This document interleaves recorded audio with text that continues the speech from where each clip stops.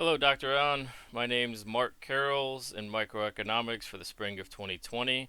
I'm here today to discuss my labor market analysis paper and my chosen career path of software development. Currently on the Occupational Outlook Handbook that you provided us, the 2018 median pay for this software development program is $105,590 per year, or roughly $50.77 per hour. It does require a bachelor's degree.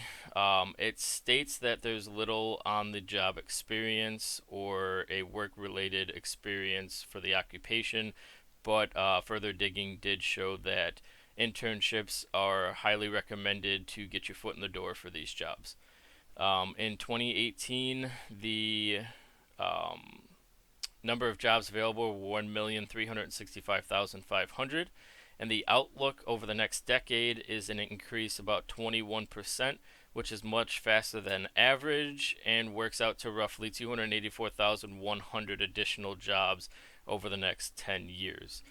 I want to preface this by saying software development is not something that I lightly entered into as a career choice. I have a very diverse background. I graduated high school in 2003. At the time, I wanted to be a software developer.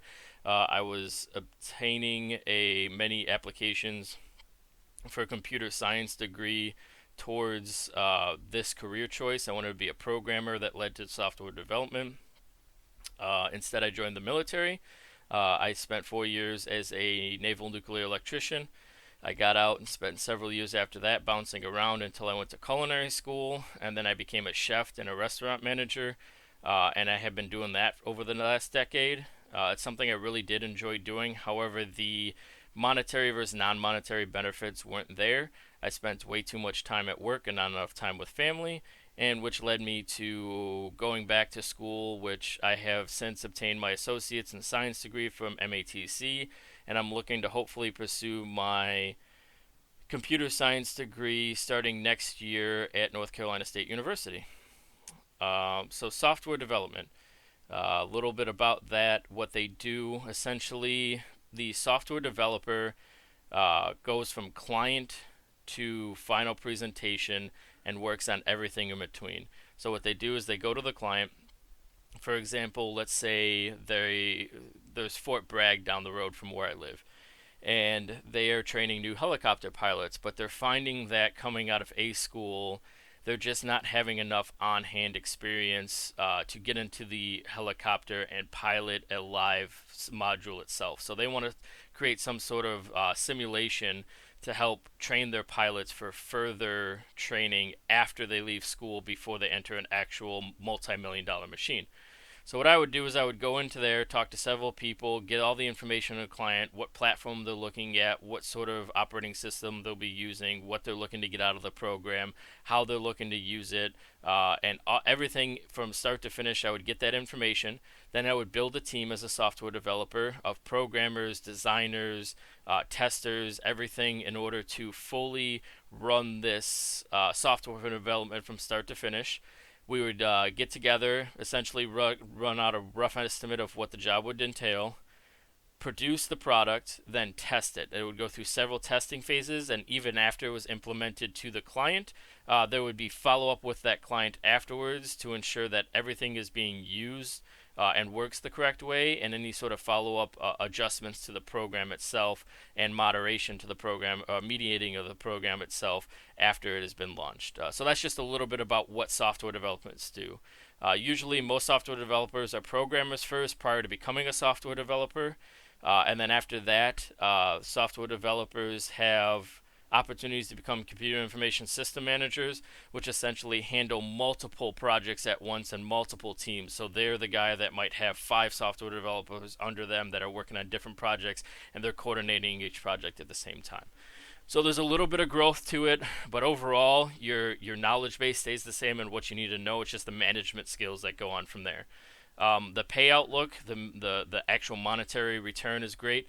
It's over 6 figures a year for the median. I did see a few places that you could expect as a entry level programmer, entry level software developer to make roughly about $80,000 per year to start.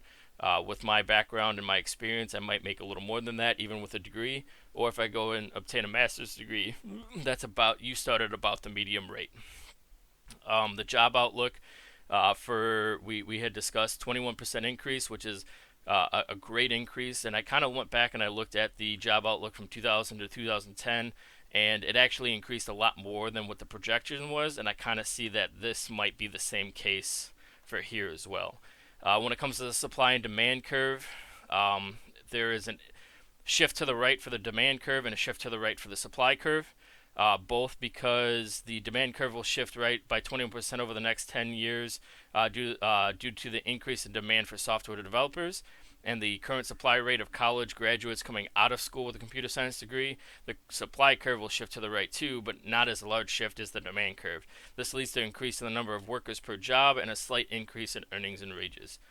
The person I talked to about this job was my father-in-law. He graduated with a computer science degree in 1980, and he's worked for several publishing companies as a developer and programmer and director of essentially IT, because he ran a lot of the programs. So you have to be kind of trained across the entire board, not just your specific job, depending on what job you might get.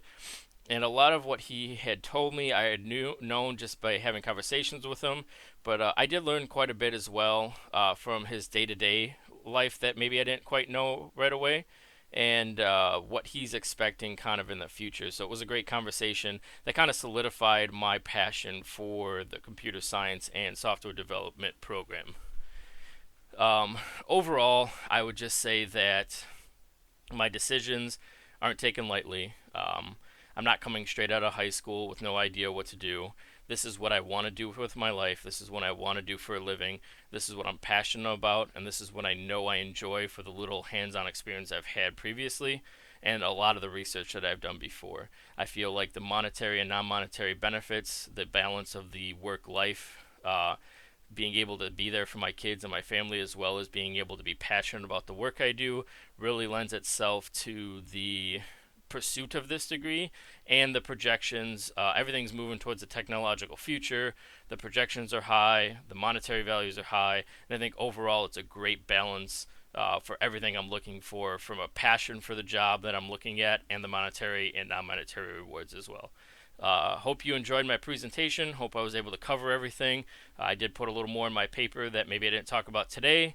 I'm running over 7 minutes here, almost 8, so I'm going to let you go. Thank you for listening to my presentation. If you have any questions, please feel free to reach out and let me know, and have a great day.